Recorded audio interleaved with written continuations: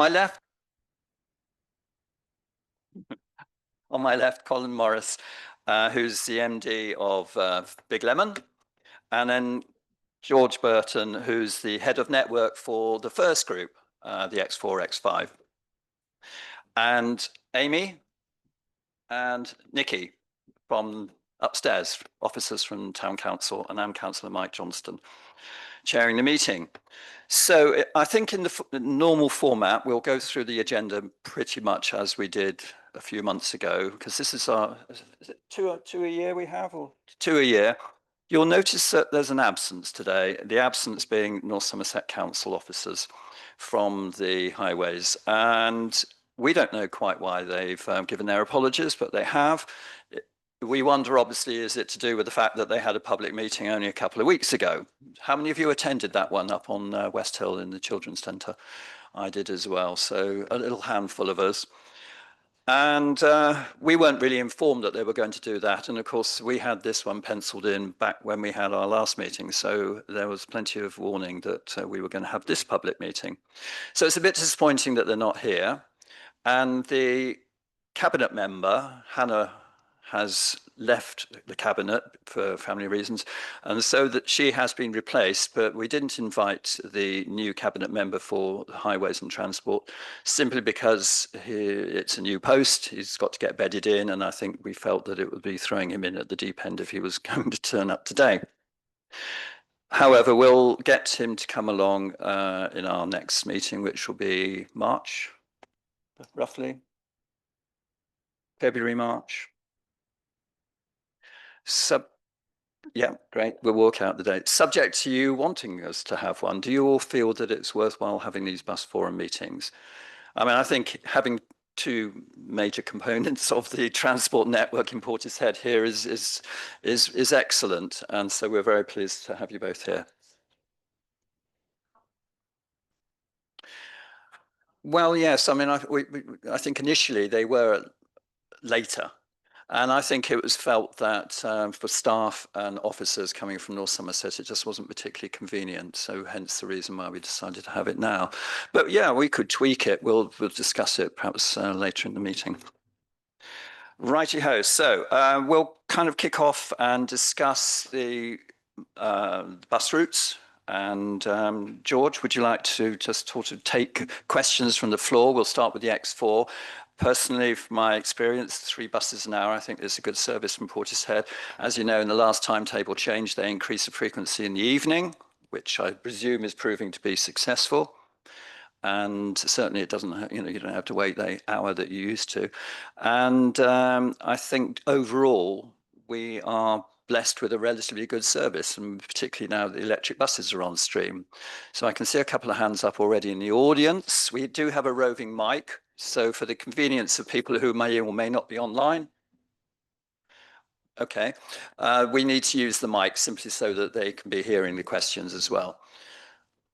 So are you putting George in the hotspot here? I certainly am. Okay. Because you said something that I've been the recipient of no bus. Went to a thing in Bristol, but got down to catch the 8 o'clock in the evening bus. It came at 9 o'clock. There were about 5 of us waiting there, 2 people that had been working. And then it happened again on another time when I'd been to an evening function, and it was the 10 o'clock bus didn't turn up. Now, sorry, but that's not good enough. I bravely go out into the wide world, expect a bus, and I have to leave my car at Wetherspoons because you don't go anywhere near my house. So where are they? Yeah, I think we've all certainly suffered from cancellations from time to time. Are there any other questions on that similar theme? Okay, George, would you like to just pick up on that then, please? Yeah, sure. Yeah, sorry to hear that you've experienced some cancellations using the X4. Of course, we strive to run 100% of the mileage we schedule. It is very tricky in an area like Bristol to run buses reliably because of the nature of our X4 route running operationally from Weston-super-Mare it becomes quite prone to knock-on delays from other parts of the network, because for reasons that are probably too complicated to go into in this forum.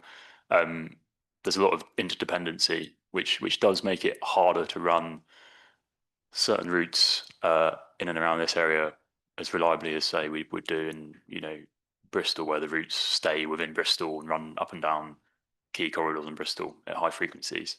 Having said that, I think I am aware that we've had some issues of late with vehicles that has meant that our delivery hasn't been exactly where we would like it to be. But that is an improving picture, rapidly improving picture, as we've started to get on top of some of these longer term vehicle defects. In general, the reliability of the X4 over the last couple of 13 weeks or so has been hovering around 1.5% of mileage lost. So I'd suggest you've been quite unlucky to experience two in close succession, but nonetheless doesn't excuse it. And every day we set out to run at the very least 99.5% of the mileage we schedule to run. It says the bus is going to arrive in 1 minute. Yeah. Due.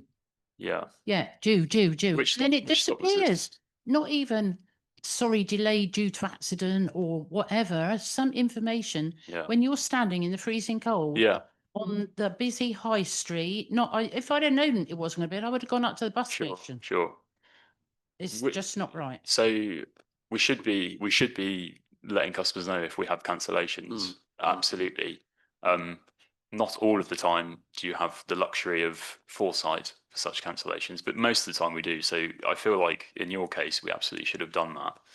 What would be really helpful is if after this, or I can give you my email. Well, actually, the best thing to do is if you've had specific instances of poor service delivery, whatever it may be, some inadequacy with your experience of the service, please get in touch with customer services and detail the nature of the issue, because it may well be, a driver behavior issue or an operations supervisor issue that we need to tackle, such as, the supervisors in the depot are the ones that are supposed to be aware of what might not be running and cancelling that so that you guys know what to expect.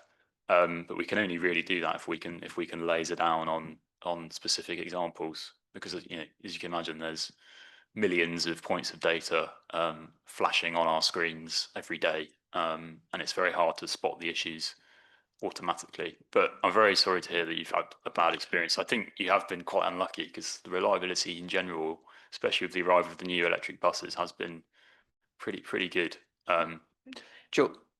George, it's very noticeable that quite often when the X4 gets into the bus station, it then becomes the X1 and does that service. How does the pattern of distribution of the buses work? I mean, would it make more sense for the X4 to arrive and then go back as an X4, so there's a continuity in that particular service? I mean, how do you actually work out the route patterns? So it's they're interworked currently, because again, I don't want to get too much into the complexities of network planning here, but if they were left on their own, then we would need an extra 2 buses to run the service that we do currently run on the X1 and X4. It's a principle called interworking that we employ to ensure that we get the vehicles running as efficiently as possible and delivering as much mileage as possible, product service to you guys. As I say, it is a uniquely operated depot, in the sense that your driver on the X4 lives in Weston-super-Mare. So as part of their working day, they have to get down to Bristol bus station, generally speaking, by driving an X1 in, but sometimes they travel on the cushions, where they'll then either change over to something that's operated remotely, so the X6, X7, anything that doesn't visit Weston basically has to be covered by a driver that's come in from Weston-super-Mare. And there's all sorts of reasons why that makes sense. For one, it means that we've got a good recruitment base within Weston-super-Mare for bus drivers. It's very difficult to recruit bus drivers in general, and especially places like Bristol, where there's lots and lots of jobs that you can do. that may appeal much more than being a bus driver. So it's very handy to have some of this mileage basically ported in from Weston, from a driver base in Weston. But it does come with its downsides. But we do build the X1, X1 timetables with a tremendous amount of recovery time, so that any knock-on delays are minimised as much as possible. Right. Thank you. But you've got, I think, Rownham Hill, for example, between here and Bristol. You can go from it being free flowing and easy breezy on a Monday, and then the next day you can be stuck there for 25 minutes on the X4. So that's how do you schedule for that? I mean, yeah. Well, get rid of the traffic lights at the bottom of Winstoke Road. Yes. Thank you. This is a question that I have asked a couple of times before when Carl has been here from the transport team. Both times he said that's very interesting and worth thinking about, but nothing's ever happened. But a couple of people have contacted me now knowing that I'm coming this evening or this afternoon who can't come because they're working, and they've asked me to ask again. And that is there any way that there could be a bus that goes from Portishead to Bristol more directly sometimes than what it does at the moment? So today I had to go up there myself to the eye hospital and come back. And where I get on at the top of Nor Road, that journey is, with luck, an hour and 20 minutes. 2019, there were plans for an X3 X service. Yes, I thought there was. The Avon Bridge, and it was going to be hourly. The timetable came out. I've got one at home, the historical relic, and then Boris came along and announced lockdown, Right. and that was it. Yeah. And the 9 buses I used to be able to, the 9 places I used to get to from my local bus stop, then went to 1, and it's not improved since. Right. Can I just pick up on an earlier point? Well, we need the mic, Philip. So I- we'll come back with the mic in a minute. Sorry. So what I was going to say was, I know that the answer always is we don't have the money. But what I'm thinking is, you've got 3 buses an hour coming through. So if, for instance, you had one of those buses every 2 hours, which went a more direct route to Bristol, that isn't going to cost you anything, is it? Because you've already got the bus and the driver, and all you're doing is changing the route. And then those people that want to go on a quicker journey, not an hour and a half, could take that mostly to work. This is what the people are asking me about, who have contacted me. So I said I would bring it up. So if you want to, you can do the same as Carl and say it's a good idea, and you'll think about it. No, it's a good idea. Thanks. It is a good idea, and it's something that makes a lot of sense when you have frequencies of every 15 minutes or greater, because as you can imagine, that's a multiple of 30, or 2 multiples of 30 make 15. So it's a much cleaner proposition to start then alternating certain journeys. You can imagine, whilst you're saying a quicker route into Bristol would be fantastic, the people of Pill probably won't be too positive in their response to a 40-minute service. Yeah, I guess it's a balancing act of the demand that's out there and what we can do in terms of service for the demand that exists within an area. Buses necessarily have to aggregate demand, and since COVID, to this gentleman's point, that's all right. To this gentleman's point, passenger numbers are way down versus pre-COVID because the way in which people work has changed. There's far less commuters. I imagine a lot of the commuters here probably quite white collar, potentially professionals that may work from home on Mondays and Fridays anyway. So that's all of this stuff has kind of added up to create a real challenge in terms of optimizing and designing bus networks, which has necessarily meant that we've had to go down a pathway of aggregating the multiple demands that were there before that are now much reduced onto a smaller number of routes. I do think it's a good idea though. In a world where the X4 is every 15 minutes, I think it's worth looking at something like that. But as it stands, every 20 minutes, it's going to, I think, leave a very awkward looking timetable for people in Pill. And also that, we'd need to be pretty... Like that, the X3 bypass Pill when it was... Yeah, exactly. When there was more to go around. Maybe it's £1,000 for the portway, improving the bus lanes. We need the mic. We mean the mic. So only one person at once. I mean, this is something that maybe Colin could be investigating, direct service into Bristol via Portway, like the old X58. Yes? Question at the back here. We'll come back to that one, Colin. I'd just like to ask if it was possible for the X4, and apologies if it's been asked before, to come down this end of the village. We don't get a bus to Bristol all the way down this end of the village. We have to either walk up to It's Coombe Road. certainly been flagged up in the past, I yeah. thought it might have been, but this is my. Yeah, George is well aware of the fact, but I think it comes down to this 15-minute frequency. If we could get that, then we could make an alternative. But it's the same. It's the same point in response to that, really. That there's just not quite enough demand to go around to be getting creative with the network here. The way that the X4 currently operates, in a kind of one-way loop, is exactly that principle in practice. As it's a loop, if you were to make any extension to that loop, you're necessarily going to be slowing down the journey time for, I can't remember who it was now that spoke about it taking ages from North Road. So if we were to somehow pull that loop into a different direction or a different part of the town, it's going to mean much longer journey times for people that are currently using the X4. I would say to that point, we have made some real positive strides in terms of improving the X5 service over the last year or so. So the X5 service serves this end of town, doesn't it? And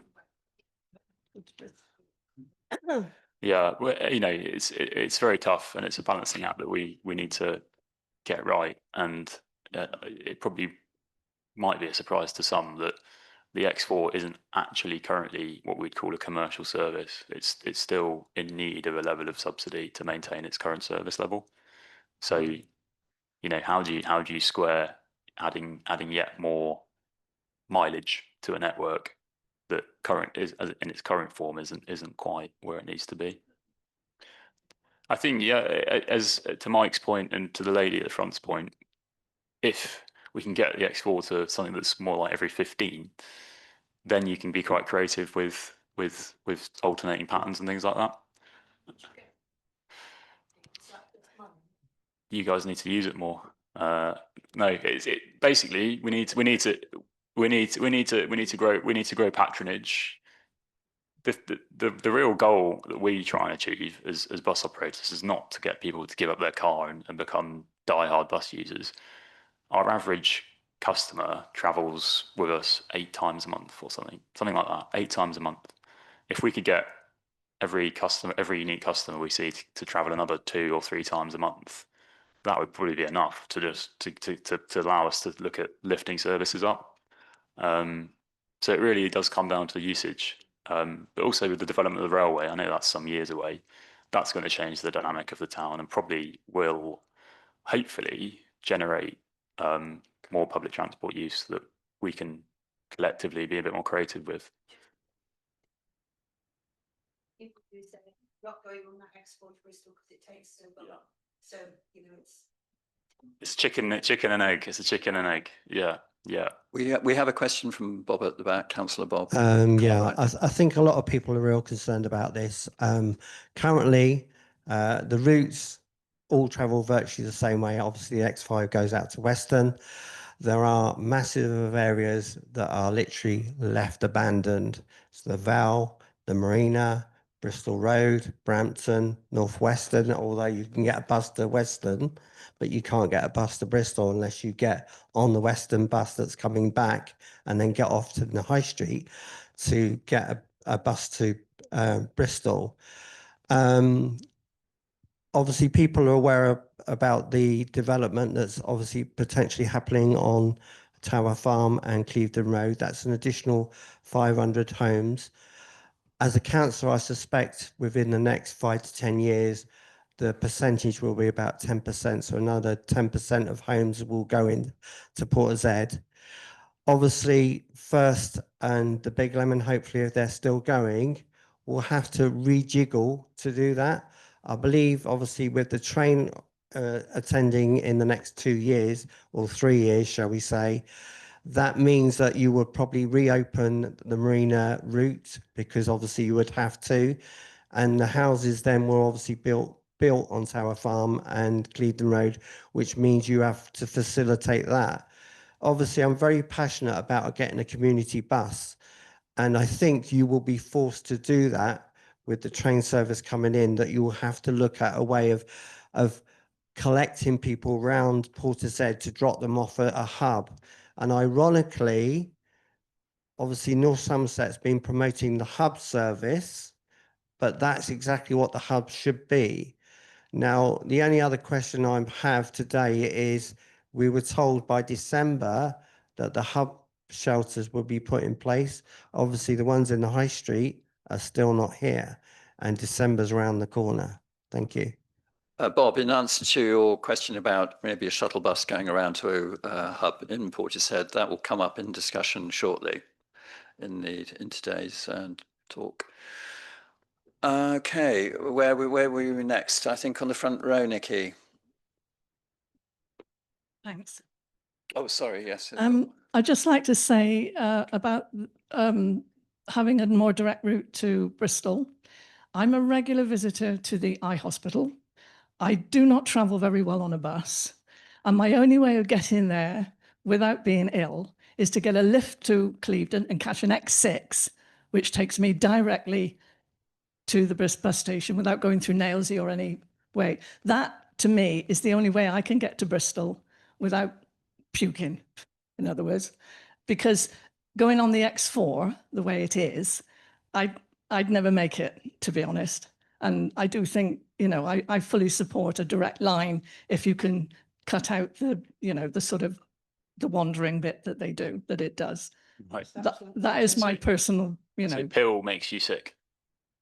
That's what you're saying. Right. Thank you for the details of the journey. Is it because it's a hill?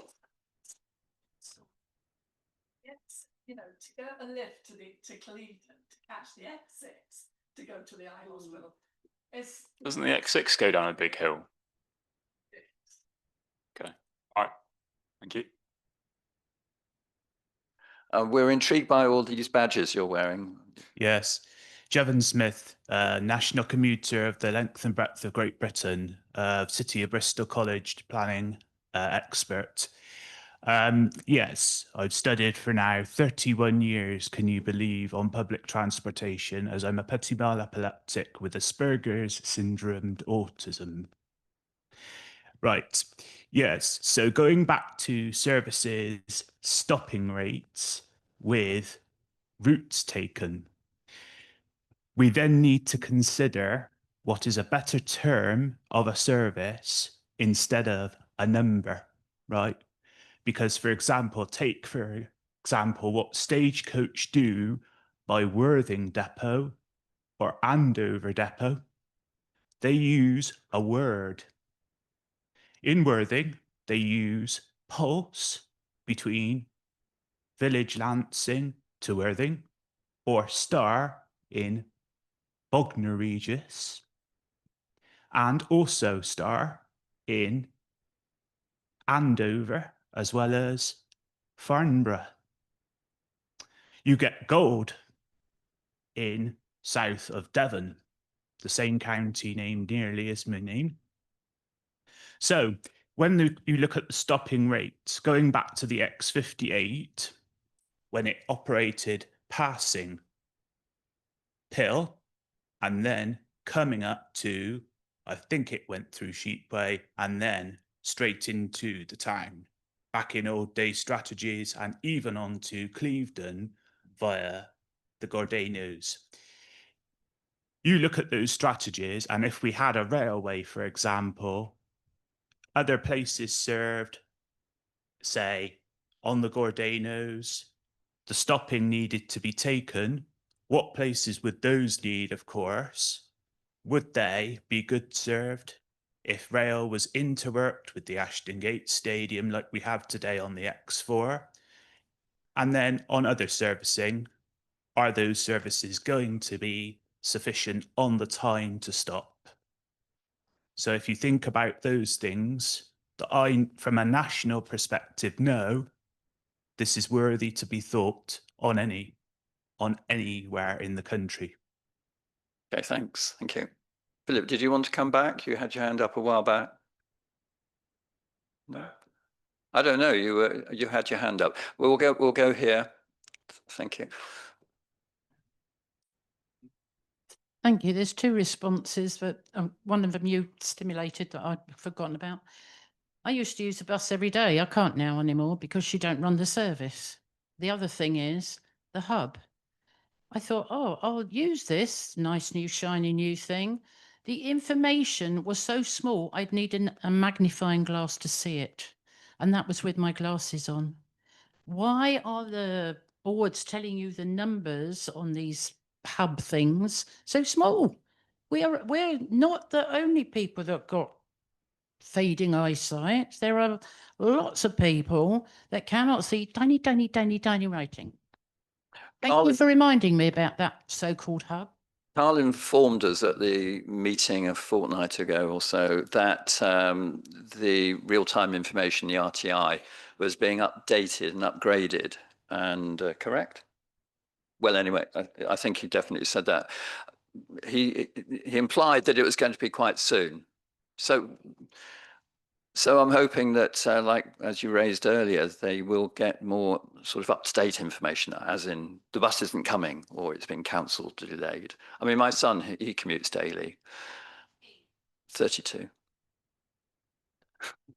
Young. Yes. Behind that, which is Yes, I'm sure. Right. Please be aware, it is scriptivity behind all of the data we see on our stops, which transacts and interacts with all the stops, on the stops, our mobile devices, and even locations that you can see. For those that haven't seen, there is a web page called bustimes.org, and it is excellent, trust me. Thank you. Yeah. Sorry, were you referring to the digital displays or the timetables? The digital displays. So the paper timetable? No. The RTI. The countdown.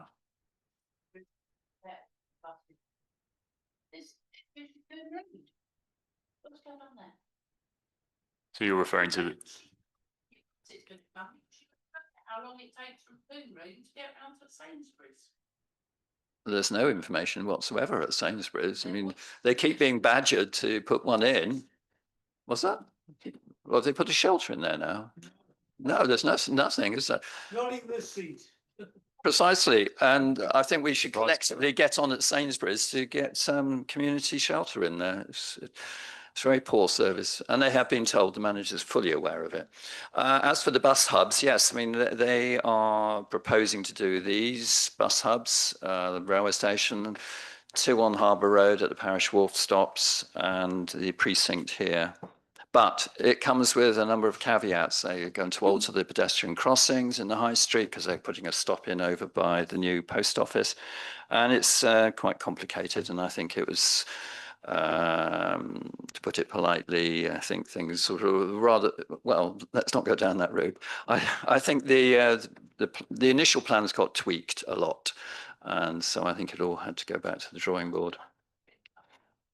It's all irrelevant if you cannot see the time of bus, or there's no blinking buses in the first place. We are well. Demographics of Portishead. We're an aging population. We're being eradicated. Stay at home. Well, I'm sure both these bus operators would have been very hopefully getting a lot more younger people to use buses, which I think they do. I mean, I'm certainly aware of a lot of younger ones. Well, unfortunately, all the young ones are at college or work, aren't they? But yes, we'll look at perhaps retiming the meeting. Right, Colin, would you like to jump in here and tell us a bit about the X10 service? How's it doing? Now you've extended to Yatton Station, is that workable? Is it profitable? Is it something you're going to? It's not profitable. Come a bit closer. It's not profitable. And as George said, you know, we've got to generate enough passengers to keep using the service. I don't know. Yes, if you just have to come a bit closer. Is that better? Yes. Right. Yeah, no, we're the same as first bus as well. You know, we've got to generate enough passengers to travel on the vehicles to make them profitable. We're slightly different to first. We're a CIC, so we're not allowed by law to make millions of pounds worth of profit. Right. Is this still not working? Start again. Yeah. Right. Well, for a start, Is that better? Oh, don't we use that? Right. Is that better? Can people hear me now? Right. Sorry about that.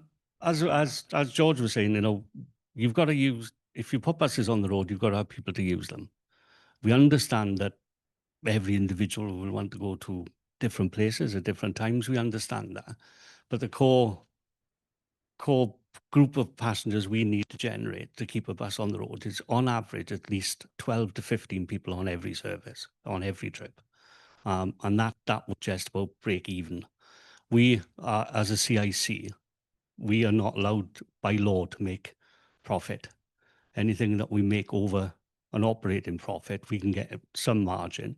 We put back in the business, which allows us to invest in more buses, etc. The X10 is a supported service by North Somerset Council. They asked us in September if we can reevaluate what we do and put in Yatton train station, which we've agreed. But to keep a good level of service, we've actually taken some of those trips on a commercial basis, which then means we are then funding that ourselves directly. And again, I'm not going to sit here and tell lies. That service will be reevaluated by myself after Christmas to see if it is profitable as the trips that we run commercially. And if they're not, then we have to make decisions on what we do, whether we just go back to the timetable that we originally started before September. Could I just jump in there?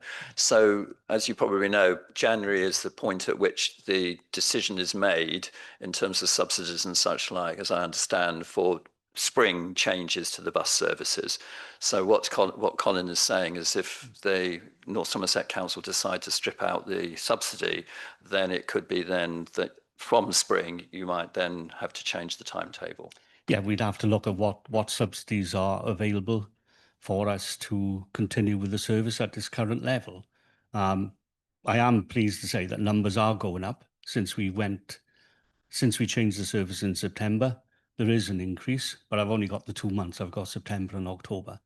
So obviously we haven't got to the end of November. If November carries the same trend, then it is improving, but we are still well short of where we need to be to keep the commercial services running. If the service is still supported by the local authority, then if we are successful in the bidding process, then we'll continue to operate that. A comment from my wife yesterday, she caught the X10 up to Southmead and was waved on West Hill because the equipment wasn't working. Yeah. Now that's the fare box, isn't it? So if she's being waved on, and yeah, she's concessionary fare, but you are then losing custom and finance. I am, and I agree with you. Our ticket machines are supplied by the WECA, what was WECA, the West of England Authority, because we do the work on their behalf. Okay. Service increases took place in September. We weren't given any extra ticket machines, so that we have to use the 2 spares we have. I'm actually in discussion with them this week about getting extra machines for the depot. Problem we've got, or WECA suppliers with the old versions. I think First have just upgraded their ticketer system, because it's like everything else. You buy a television in 3 or 4 months, it's outdated because something better's come along. They've all been fitted with 4G adapters because 3G network is being switched off. That is causing delays in transactions that we struggle with. We've currently got 2 machines away in Reading with ticketer for repairs. And the other problem we suffer with, not so much I'm aware of on the X10, but in other areas, is the GPS. Because if you don't get the Wi-Fi, you don't get a GPS signal, then the ticket machine doesn't work. Okay. Yes, we know we're losing revenue, and believe you me, if it's a concessionary card, I lose physical pounds and pence. I know you do. But what we yes. do, what we do as the norm, if it's not reading the card, we will record that passenger as a punch. So you actually get passenger numbers. Uh-huh. But yes, I lose out on revenue. And believe you yes. me, I don't like doing that either. No. You know, as any business, you don't want to lose out on revenue. No, quite. I hasten to add it was working on the way back. Yeah. Whether well, it was a separate bus, I don't know. And I think that I'd have to look at that, because obviously we do the same since we've had the service increases. We're the same as first. We've had to interwork our services to make buses more efficient. Mhm. Otherwise, you know, if we put one single bus on the X10 and you left that there all day, that would have to generate roughly about £165,000 a year in revenue to keep that on the road. And currently, you have one bus doing the full circuit, or is it a pair of them? We've got one full bus doing it, and then we've got a couple of slot in to pick up the extras. Right. Okay. But whereas before it was sort of the one bus.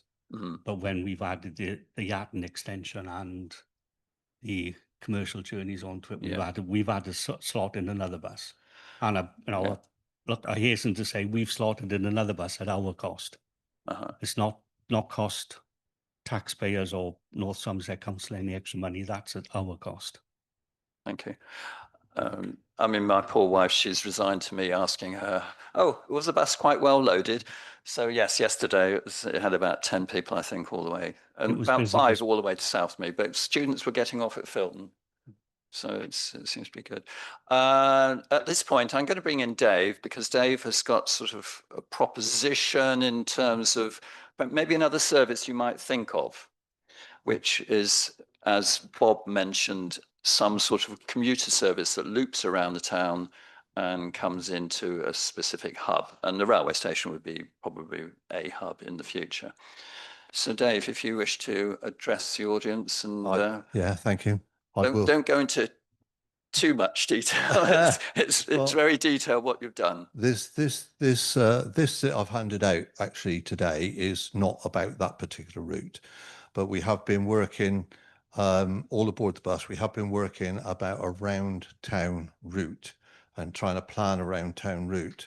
And we're working with Portishead Town Council on that, as indeed we've been helping with the advertising on Portishead's own bus stops and things like that to try and generate interest and income, okay, so that we can possibly provide separate funding for about town route that will go into the areas that you've currently been saying, like the harbour side. Now, I think they have got a map. Don't know whether they can get it up, but we worked on this map, myself and Sandra.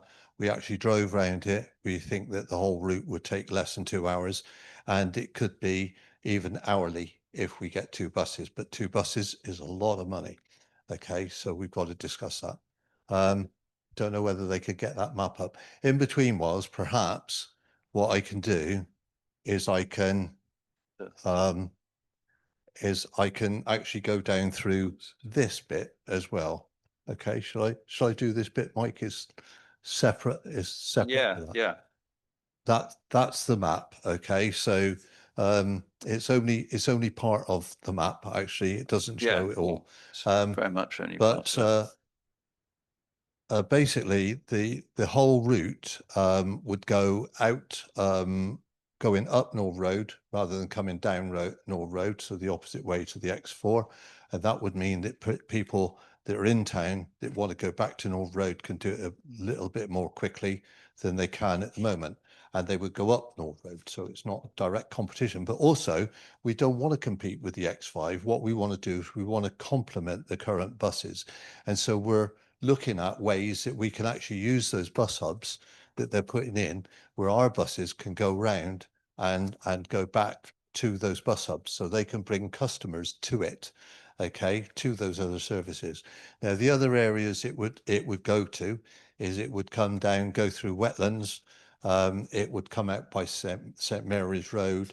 It could then go down into along Bristol Road to Brampton Way, and do Brampton Way, then come into the town centre. So it would go up North Road, it would come down Valley Road, it would go along the B3124, it would go in then to Wetlands and Brampton Way, and so on and so forth. And then it would go back to the town centre. From there, it would go in two smaller loops, one that goes round the harbour side and goes to the far end of the harbour side, okay, and then comes back down, either down Wyndham Way. It's yet to be totally defined. And the other one would be a small loop again, which would take you out the other side really of the river and the harbour, which would take into account Woodland Road and all those, that area around Lake Grounds, and come out that way as well. But the beauty of it would be that it would return at least 3 times. Okay, so people who wanted a rather quick route in, they come in, perhaps do their 2 hours of shopping, go to the doctors or whatever, and then they would be able to probably get a route fairly quickly home. Okay, so that's the idea. We're looking at that solidly with the help of Portishead Town Council. Okay, and it would be a minibus service. So it would get to those streets that currently cannot be operated by the big bus operators because they want to run big buses, and we think this could be a minibus service which could be useful for people. So that's really what I'm covering with that. And hopefully we were trying to get the maps up today, but we couldn't manage to get the maps together. So so unfortunately we can't totally show you, but I can make that available for anybody who wants to contact me. My contact details are on the bottom of that. Do you want me to go on to the next bit, Mike, or not really? Yes, what's the next bit? Okay, well, this next bit is, I'm going to pretty much read this off, okay? Because I've done the charts, which you can look in front of you and see. And if you want to avoid my speech, which I'm going to read to now, if you go to chart 1, which I think is on page 4 or 5, I've got a duplicate page in there somewhere, which is a bit of a shame. But basically, you have a look at the charts. What we've actually identified is that Portishead, although it's the second largest town in North Somerset, is the least well served for buses. Apart from the night bus, okay, which we've taken out everywhere, I've gone down through where each of the buses run across North Somerset, okay, which routes they go on and where they all visit. And basically what it means is that Portishead in the town, okay, yes, the X10 goes to a different direction than the X5 or the X4, whatever. But when they're in the town area, what actually happens is that those 3 buses most of the time run along 2 routes. Okay, so in reality, we've only really got 2 routes unless you're traveling out of town. Okay, and those routes are very limited. The X4 is very limited, as we've said. It basically comes into town from Shetway and goes, you know, down Harbour Road into the town centre, up Coombe Road, does a loop round West Hill, and then comes back down and goes all the way back. That means, as Bob mentioned earlier, that the great majority of people do not have access to it and can't get to it.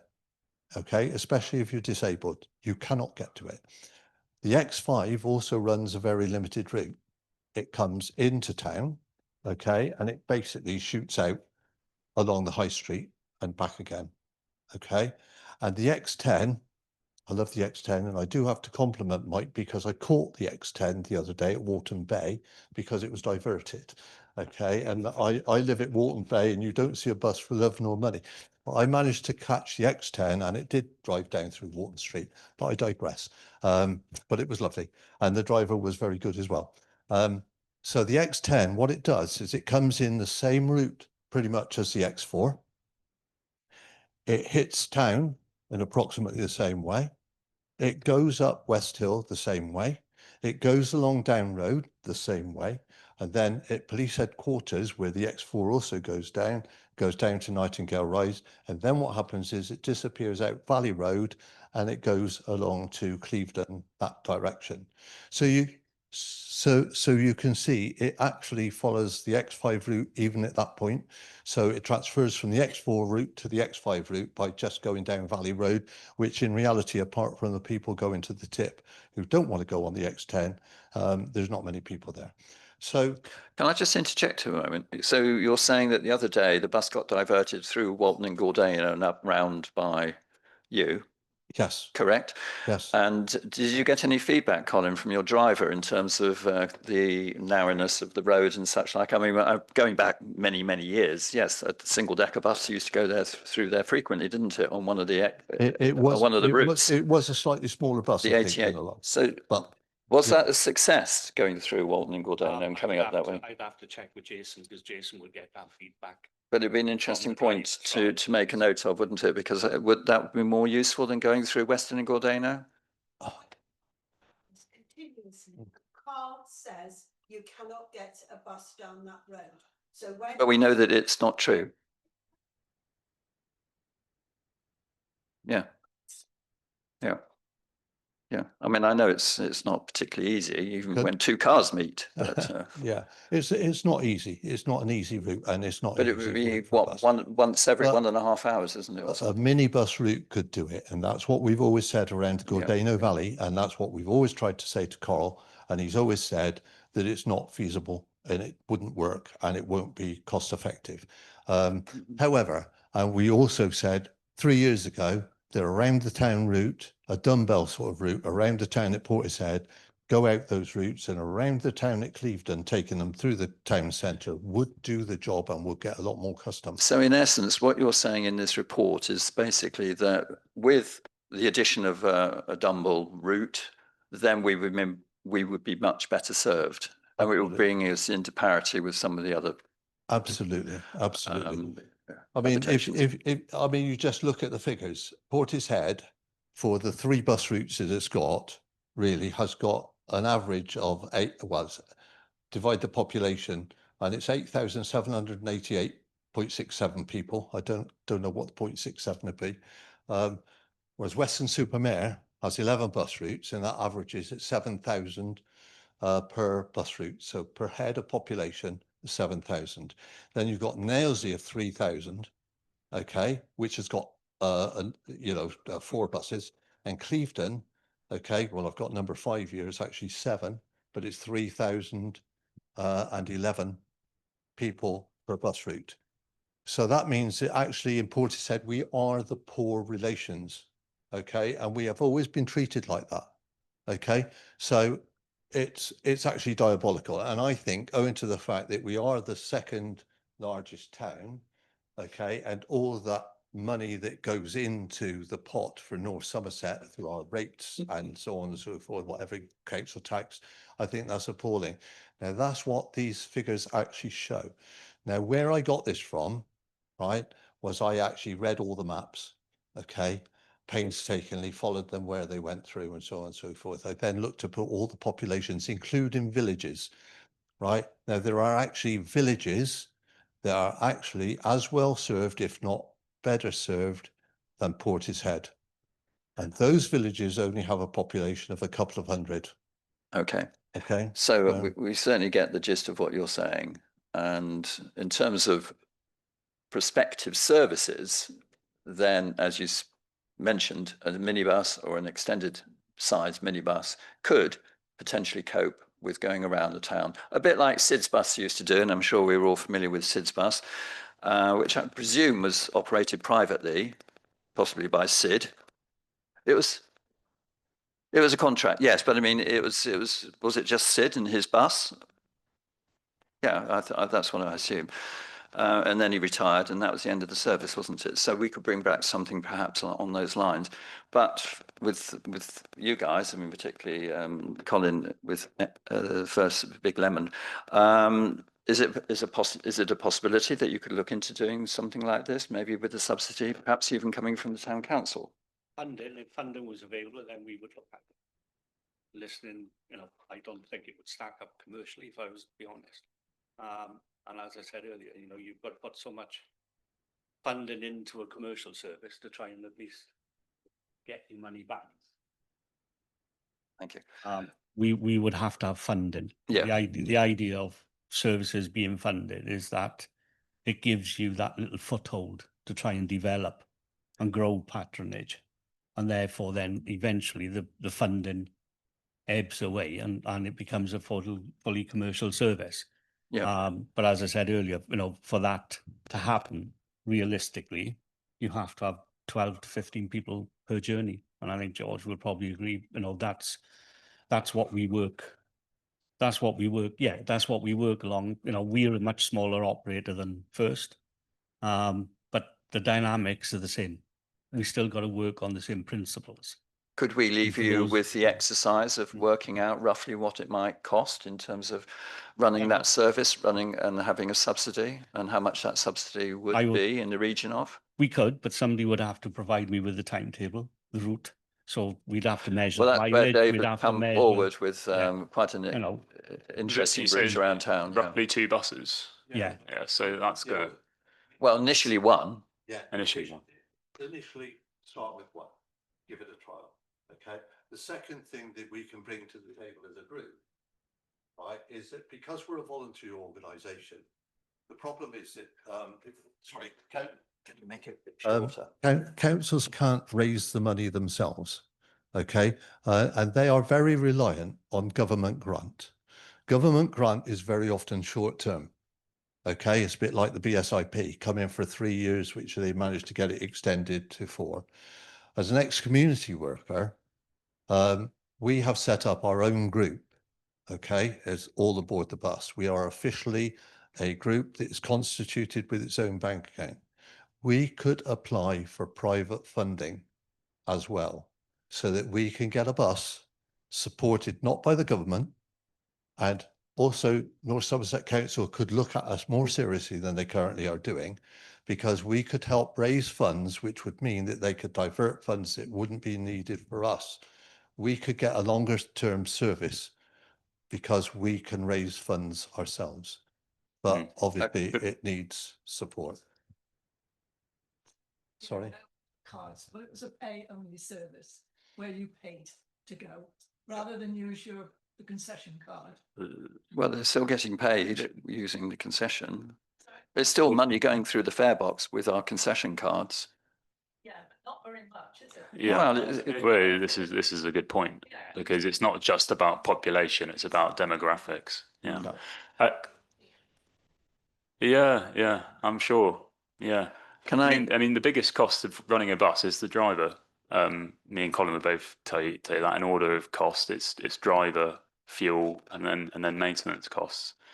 So, I mean, a lot of places elsewhere in the country, in the UK, have solved for these kind of problems in a similar way. I think you're trying to solve them by creating basically community-driven, community-run transport with volunteer drivers.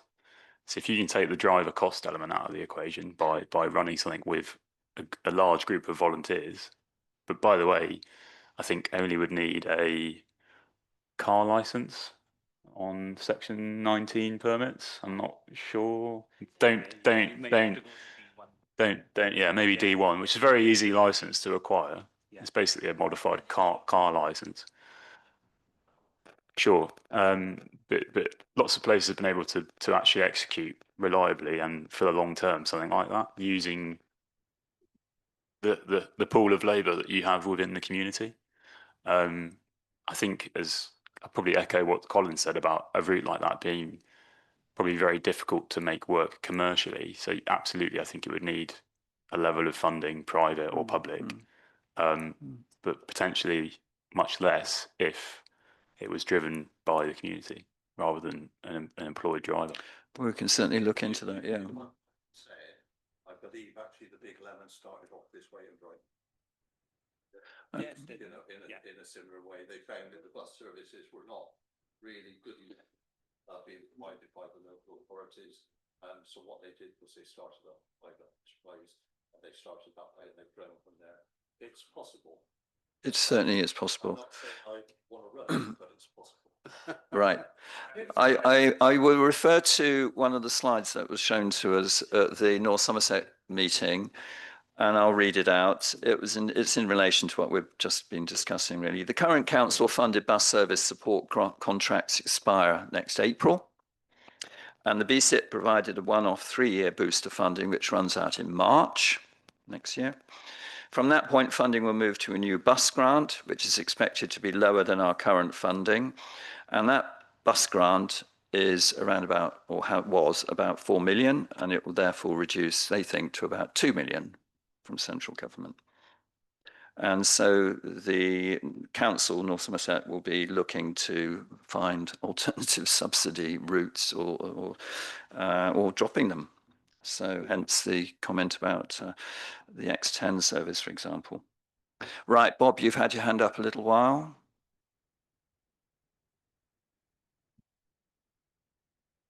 And just to say that we've received a comment from someone online that's saying that, quote, whenever we have used the X10, it's usually quite full, sometimes only a few spare seats, and particularly going off Portishead to Cribs and Filton. Bob? Yeah, I absolutely agree with that. Obviously, I was off ill myself last year. Probably got the X10, I don't know, 100 odd times, I should think. And brilliant service. I think it's perfect for the town. Couple of things. The Westlink. I know people here are concerned about the Westlink, and the ironic thing is about when we talk about money, obviously Westlink has just hit the news with its £50 per person costing. I think in Portishead it's £32 when we last researched on that. £32 for one person to get on a bus to go from one location to another is absolutely crazy. So yes, it's very challenging for us as residents when we look at and you come across and say, well, we don't know if we can do that because it's expensive. And we say, well, you've got Westlink and you're paying ridiculous amounts of money for one person to get on a bus to go from one location to another. But said it all, I'm sure you'll come back with a return on that. The other thing is, obviously we're first. So my question would be, so if we run this linking service in Portishead, and all that we required from First and the Big Lemon, hopefully, if it's still going, is to come directly into the town to pick up the people from probably Sainsbury's, Harbour Road, and the High Street, and go again. If that would cut down the amount of time and drivers going all around the town, down obviously Nor Road and that, surely that's got to benefit you as a business, that we're reducing the amount of time that you're arriving and going in one town. And if you can expand that across the route, so Clevedon, the same thing, you come directly into Clevedon, you pick up your people from your hub and go directly back out again, and they have a minibus service or a small service that can go around the town. It's got to benefit everybody, surely. Thank you, Bob. I'm just looking at one of the other slides, which is showing the bus usage over the years. The peak of service usage was in 2016-17 at around about 7.8 million passenger journeys. And between then and now, the population of North Somerset has increased by about 9,000, but bus usage has declined by 2.7 million journeys. So, right. I would like also to say a big thank you to Big Lemon for running the X10 in spite of the road works on the A38 in Filton and in Clevedon. Another pat on the back, Colin. Right. Yes. Earlier on, in the meeting, you mentioned a minibus going around the town to pick up people from the station and to take them back to the railway station. In the recent discussion, that seems to have been lost. Well, I think obviously the X4 and the X5, well, the X4 service will go via the railway station on its route out of Portishead. But there are many areas in the town that are not on that route. Which we recognise, and so hence the questions discussion around a minibus service around the town, as in Sid's Bus sort of style. Yeah. Possibly with a subsidy coming from Portishead Town Council as opposed to North Somerset. Yeah. If they're going to be stretched, very stretched, with the other subsidies on services around the county. Okay, thank you. How are we doing for questions, Ray?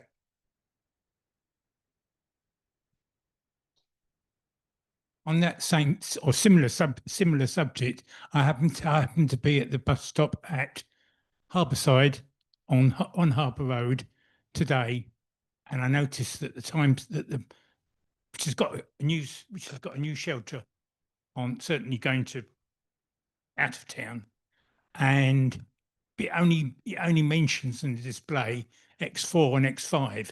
It does not mention X10. Does that mean that the X10 doesn't stop there?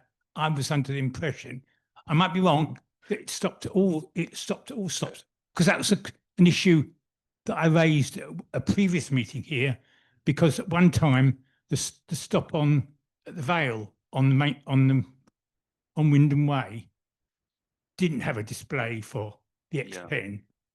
And I raised it with you, and everybody said, "Oh yes, it stops at all stops, apart from going into Sainsbury's."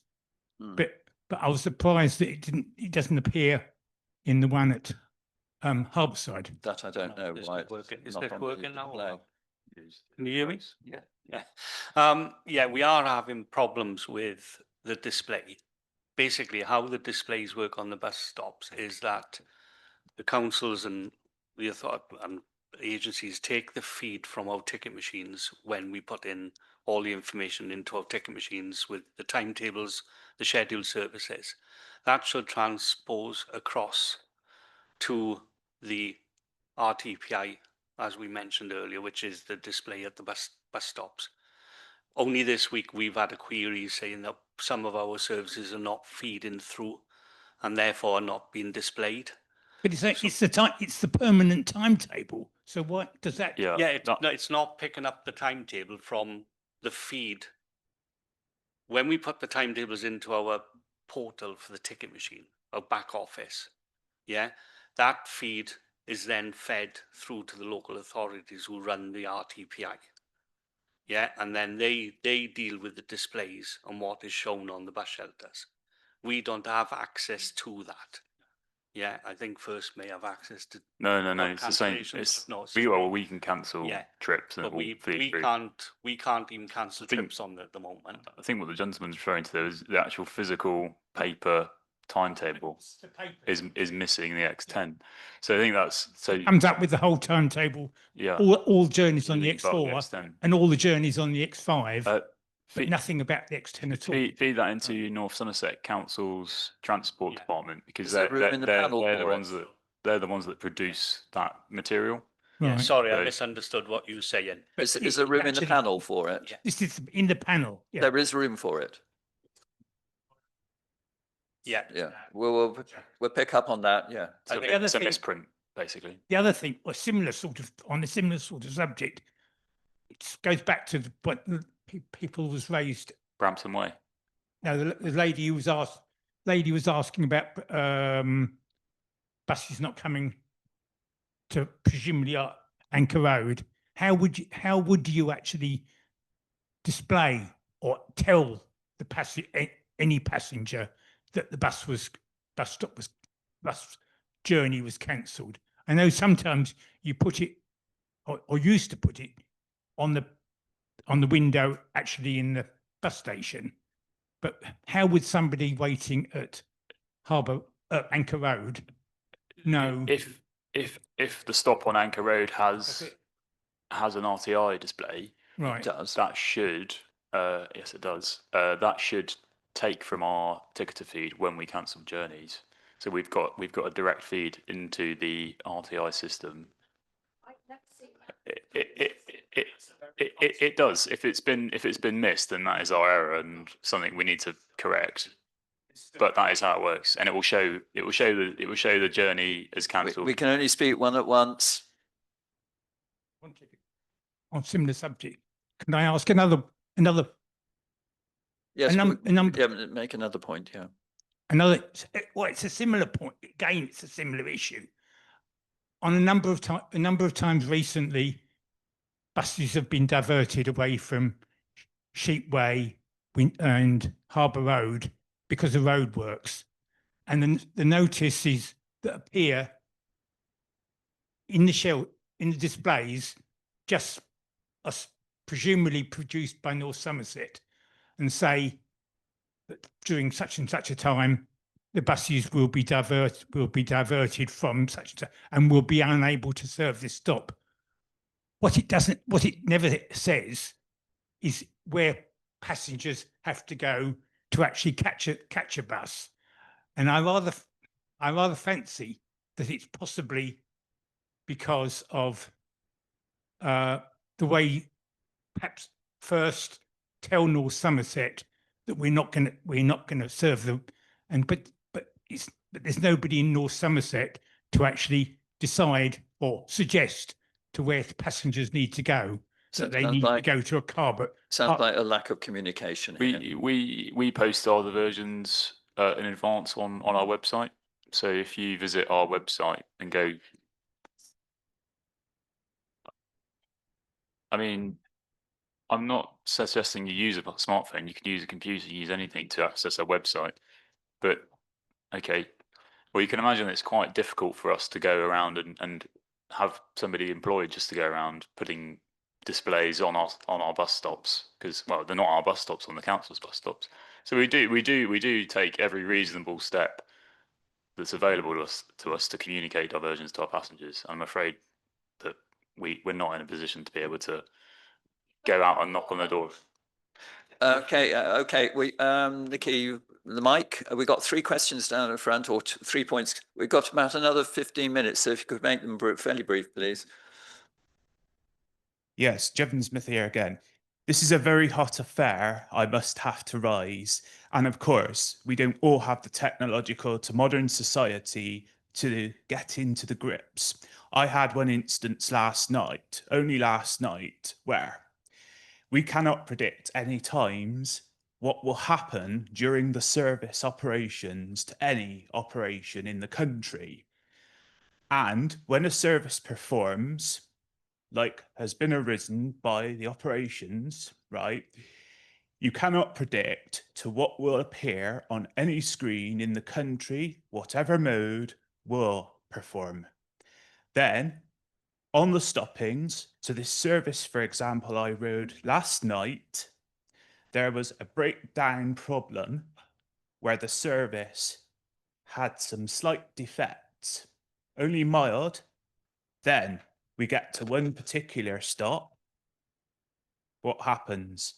The driver vacated wholly, and with my top investigations, a replacement vehicle had to deputise, missing out only the terminating stop to resume that duty. Who can guess what was next left? Who can guess? It's people at the bus stop. The man on the bus. I was left. The only one on. Right, thank you for that. So you cannot ever predict what a service will do, and you must investigate on your modern technologicals. Thank you.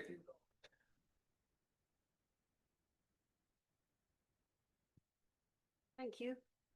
I wanted to speak about Yatton Railway Station. I know both of the X5 once went there from Portishead, and that leg of the journey was taken away because, I know, yeah, but first of all, the X5 went there, didn't it? And then that was taken away because it took too long for the students to go from Portishead to Clevedon to Weston-super-Mare. Presumably you get money, do you, from the college, or North Somerset Council get money from the college to run the route? I think the situation was they extended it to one of the other campuses simply because the campus themselves did feed in some financial support for that additional leg of that journey towards uphill. So what that meant, though, was that people like me just ordinary people, then that we couldn't go to Yatton because it Yeah. had been hijacked. So then Uh, the X10. I remember coming to this meeting probably a year ago now, and everybody saying how awful it was that the X5 took so long to get to Weston. Yes. Yeah. So, yes. and I think actually it might have been you that said that, if I remember correctly. I don't ever go to Weston-super-Mare, so it wouldn't have. Right. It wouldn't have I'm been sure me. I think you'd had some notes. You took some notes for some The friends. students asked me to mention it, but that was not So me wearing the the hat. overwhelming Like I say. opinion of this room was that the Yeah, X5 but of course, took perhaps way we too didn't long to get realise Weston. that So now it we, wouldn't we've go. responded to that and changed Yeah, it. now it and wouldn't it's go still to a covered by railway college. station. So I think what I'm trying to say is that most people who live somewhere who don't have a car, one of the places they really, really need to have some transport to is a railway station. And I don't think that's an unreasonable thing to want. So the X5 availability to the railway station was then taken away. And then luckily now the X10 has become available. Now you're saying that that leg of the journey might have to go. So that's going to mean that people like me who have to go to a railway station have to get the X4 into Bristol bus station, an hour and 20 minutes at least, then another bus to Bristol Temple Meads. That's probably 2 hours before you get on your actual train. I think an hour and 20 minutes is a bit of an exaggeration. Not You from can- the top of Nor Road, it isn't. I did it this morning to go to Bristol Eye Oh, Hospital. right. From Yes. from top of North Yeah. Road, okay. So what I wanted to say was, there's a new X11, isn't there, from Clevedon to Yatton? So Clevedon have now got a direct access to Yatton railway station, including if they went on the X10. So they've already got now 2 possibilities, whereas we've only got 1. Now, I don't know if any of you know about this new system that's come in. It's North Somerset Council with Vans, which is a voluntary organisation. And apparently they're providing is it like a special minibus service that you can get if you live in Clevedon to go to Yatton railway station. So that's 3 ways that a person in Clevedon can go to Yatton railway station. And we have the X10, which, no offence, doesn't run on a very regular basis, or we have the 2 hours to go to Bristol. So how can that be that one place has 3 opportunities and another place only has 1? It doesn't seem right. I don't think the reason we've ended up there is necessarily because the network's been designed with the express aim of giving Clevedon 3 possibilities to get to Yatton. Sure. Yeah, but it's not because it's been designed for that reason. It's a consequence of it being a mixture of routes that are there for college, for, the X10 is there because it is responding to that local need, I suppose. George, can I ask you, has rerouting the X5 down the motorway picked up more students now? Has it gone back to Absolutely. better patronage? The X5 is in a much better position now than it was before. And in terms And of, I think it's also worth saying, when we did cater for that need, as we did for quite a while in the X5, when the X5 was in its previous form, there was about 2 people a day using that service through Yatton. So I appreciate that there is a call for such a service, and there probably is a small proportion of people that have that need. But the fact of the matter is, it was tried and it wasn't valued. And at the end of the day, 2 people a day for a whole bus to be running, it's a waste. Facebook. Oh, sorry. A lot of comments on Facebook about how students from Clevedon, mostly from Clevedon and a little bit further on, aren't able to get on the X5 in the morning because it's already full up. But I'm sure you know that already. We do, yeah. I think we made a few minor changes post half term to address that. can I also just pick up on the fact that, of course, in a couple of years' time, we will have our own railway station. But also, I did wonder at this juncture, I will ask, Colin, you don't currently, when you go across the Avon Bridge, stop in Avonmouth.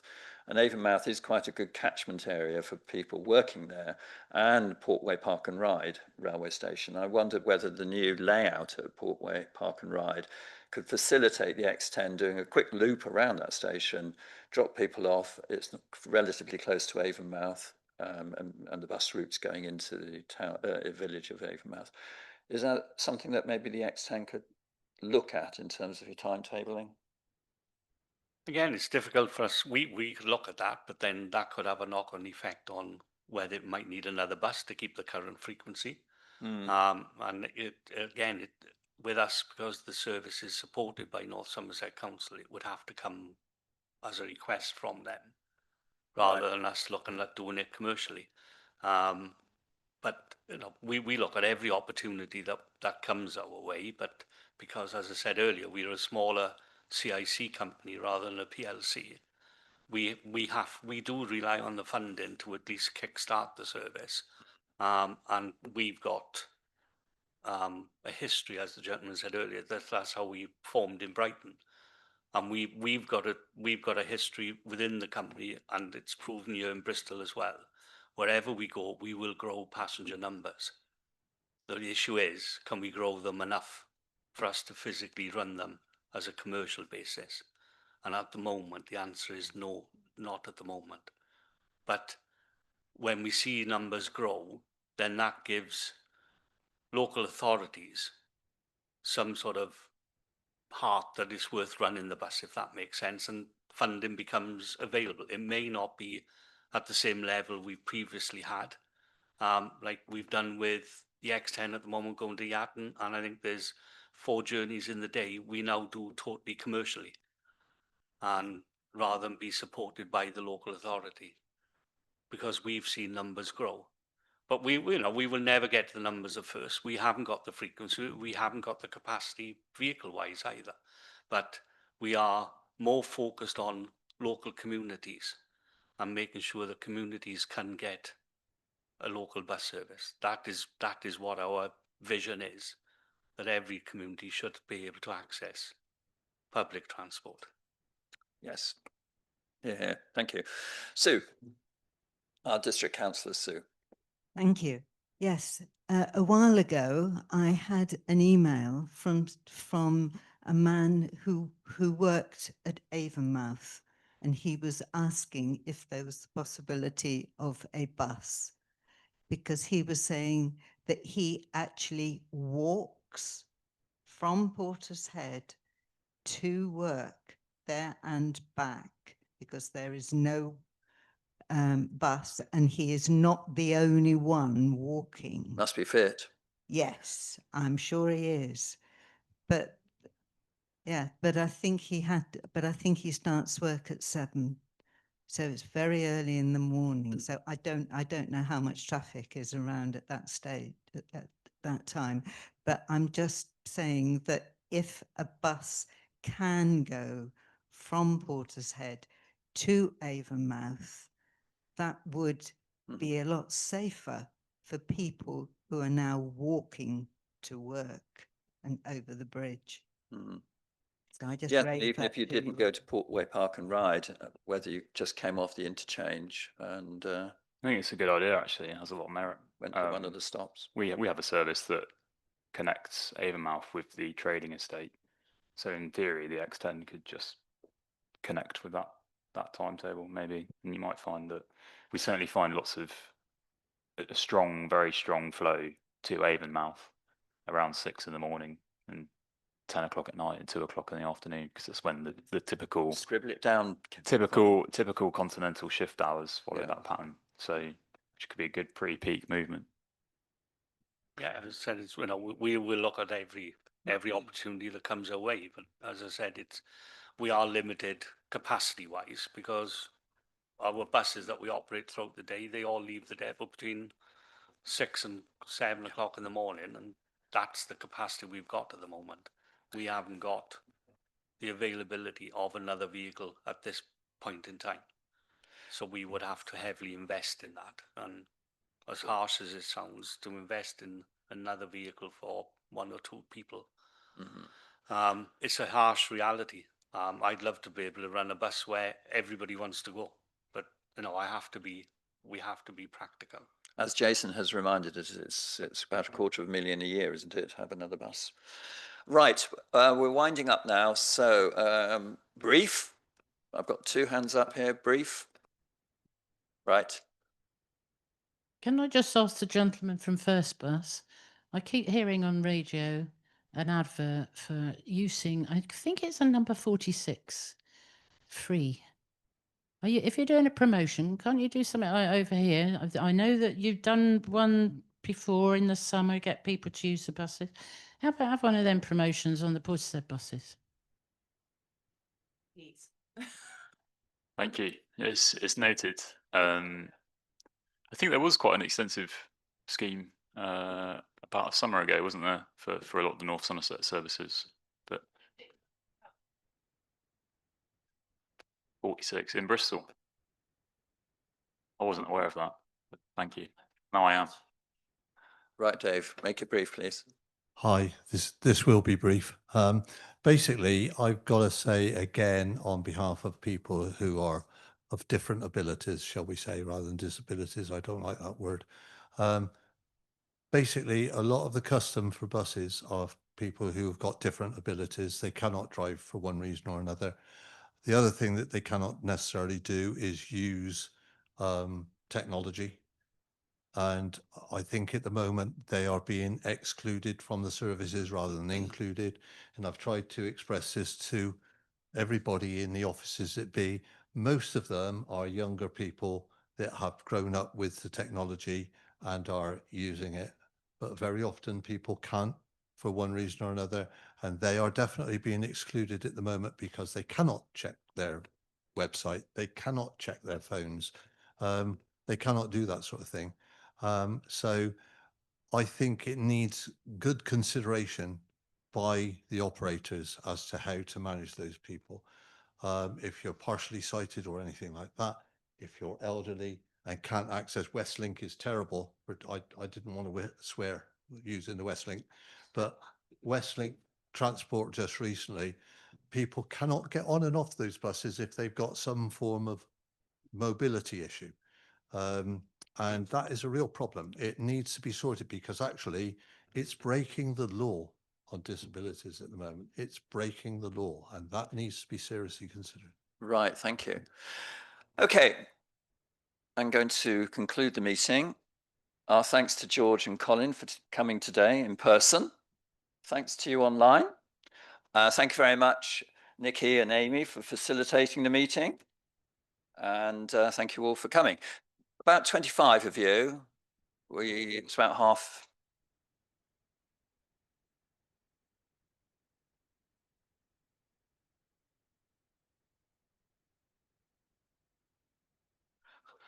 Sorry about that. That's all right. I know my place. Yes, so we'll try to organise one for the spring. Do you think it's been worthwhile coming? I mean, yes, we know about the fact that we'll push them. Don't worry. I mean, we were a bit irritated and cross about that. I'm being reminded here next Wednesday, yes, Wednesday the 19th in Somerset Hall.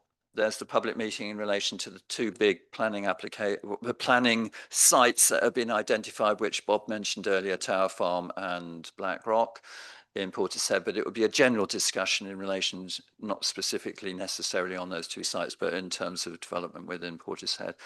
And what the Town Council's response will be to the current consultation, which concludes on December the 12th. And Tower Farm development are the fields in pasture which are behind Highdown School and the Tower Farm estate, or the tower, up there, butting Merlin Park play area. So it's an extensive area of pasture leading down to Weston Bigwood. 400 units are planned. It's in the ownership of a building company from Leicester, and they've already sort of done a site plan for what the estate would look like. Blackrock is, as you leave Northwestern on the right-hand side, it's the first two fields which used to surround the Derrick's nursery there. So it's the two fields each side, the first field being the larger of the two. And again, it's adjacent to Weston Bigwood, which is a triple SI and very sensitive area. So thanks everyone, and yeah, we'll see you in the spring.